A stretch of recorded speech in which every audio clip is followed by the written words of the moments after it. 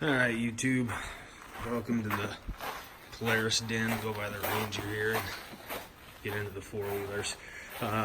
Purpose of this video is there wasn't a whole lot out there for back passenger seats / storage units, etc.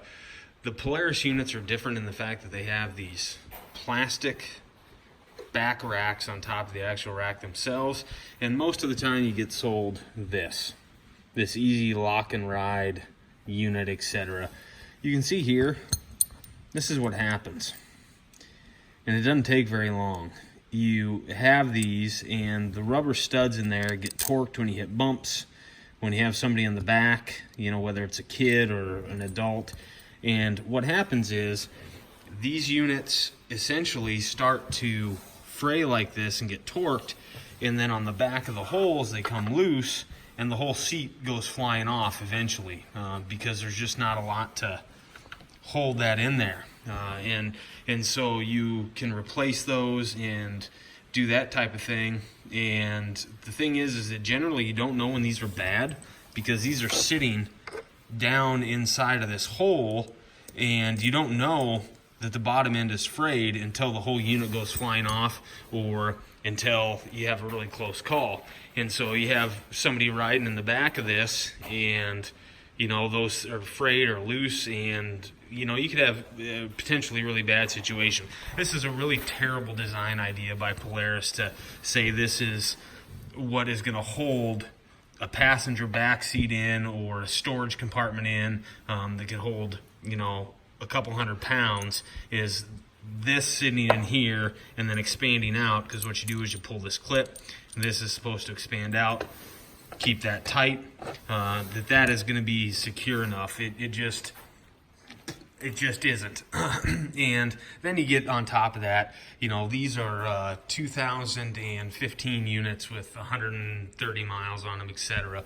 You can see on the back, you know, because the bottoms of these have these metal grooves, so every time you're popping them out and taking them out, because it's easy to take them out, you know, that's the convenience. You take them out, well, it scratches the living shit out of the back of the plastic top of the rack, and you know, granted that's only a $100 part, but you know, it still scratches the living crap out of them. So if you have a young kid that is always riding back behind you, or you're having passengers often, I would strongly suggest you get rid of and ignore this solution, because even new, these are not very sturdy.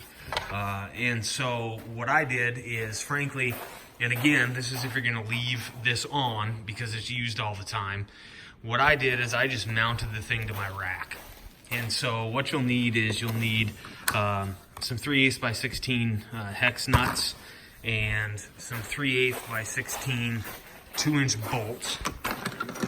And all you need to do is line it up, and inside here with some washers, and you can cut this off with, if you want, to me it's not a big deal, but you could slice that off with a grinder. Same on the other side, and you could put 2, 3, 4, whatever you want in there. You essentially take your entire rack off here, undo all these screws, take it off, and then line up your quad boss seat or whatever seat you're using with the actual rack, and then drill those screws and washer through the bottom of the rack itself and up through your seat, and then cinch it down with a washer, and you're good to go.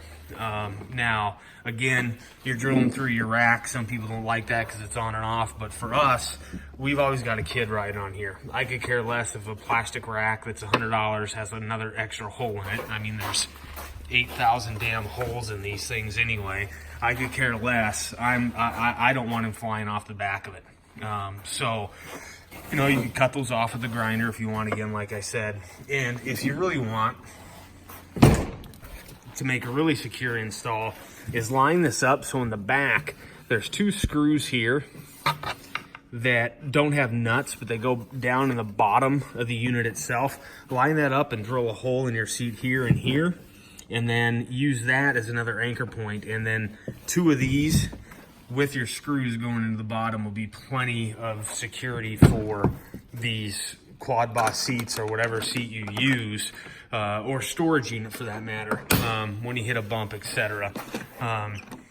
We've had both of these fly off here in the last couple of weeks because, like I said, those lock and ride units are shot, and I'm not going to spend $35, $40. So in this unit, this is going to stay on. It'll always stay on. It's bolted. It's not going to be easy to get off, but at the same time, you can see me move the whole machine here, pushing on this as much as I can, and the seat's not even moving. I mean, it is on the frame, tight as can be. No kid, or if I have a bunch of weight in here, is going to fly off this thing. I mean, you can see it's moving the whole machine.